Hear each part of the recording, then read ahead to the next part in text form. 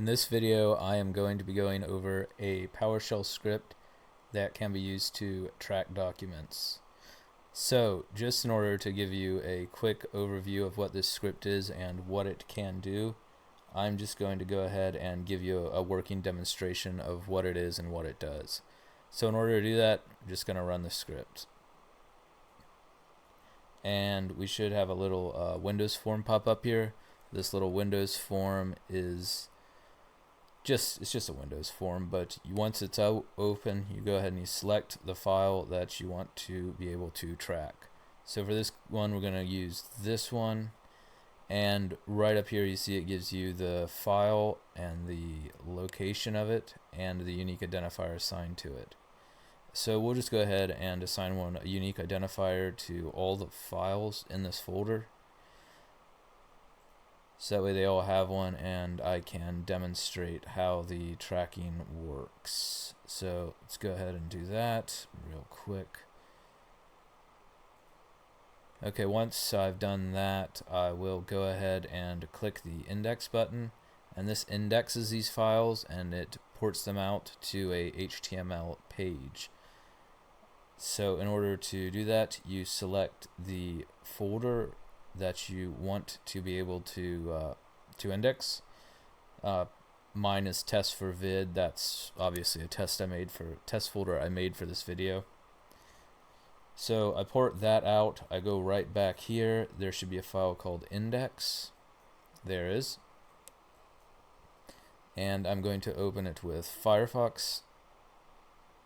And you can see there's a list of our files, and there's a list of the unique identifier assigned to each file. The unique identifier is this. It's a series of letters and numbers, and it's assigned to each one of the different files in there, and that is actually what you are going to be using to trace the file, or to track it. So from there, I'm going to go ahead and I'm going to copy this one and paste it. Make a new folder as well. New folder should be fine. Let's go ahead and rename this to rename. Very simple. And let's go ahead and copy this text document as well, and then we'll rename it to new doc. And then from there, let's just go ahead and let's just copy it, and then let's paste it into here, and we will rename it to TTT.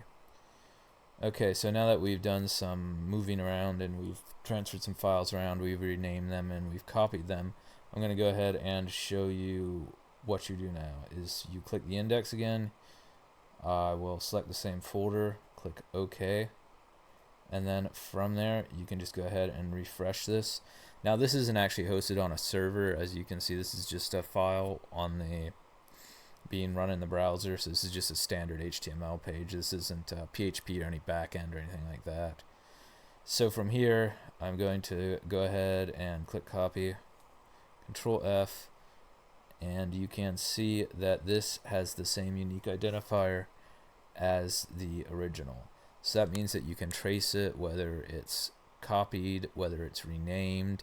You can know that these all came from the same fundamental these are all descendants of the same file. The one of the things that doesn't work in this, however, is if someone clicks File Save As, because that creates a new instance of the document that doesn't have the original alternate data stream attached to it. So it won't be able to trace it in that particular instance, but there is a way to trace that in an instance like that, and I might make a future video to demonstrate that. But for right now, for this simple video, know that you can actually trace it if someone clicks File Save As rather than just copy, paste, or renames it. So anyhow, here is the one that was moved to a new folder, and you can see it works there as well, even if it's copied, pasted, and moved over to a new folder.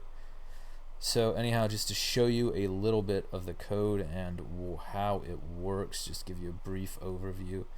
Basically, all of this is all about the Windows forms, and the Windows form that you create, that is this right here. It's just a small little thing for the graphical user interface. And then the main meat of the actual script is down here. So this is the add click, and you see this shows you the dialog, and then it allows you to select the file, and then that takes the file dialog and the file name from and that puts that into the file variable, and then this just assigns the randomly assigned integer, or not an integer, mixture of letters and numbers. That is this right here. This is what allows you to trace it, and this is this is an alternate data stream. This is something that you put into the alternate data stream. So it doesn't actually make the file look any different in the file system if you're using the graphical user interface. If you're using the command line, you actually can display it in a number of different ways, but for all intents and purposes, you wouldn't think anything of this file. You just think this is just a regular file, unless you went on the command line and looked at the alternate data stream. And then this down here is just what happens when you click the index, and this just allows you to select a folder, and then it indexes that folder. You see I'm stripping out the zone identifier, so because that just got way too long during the original script. If you have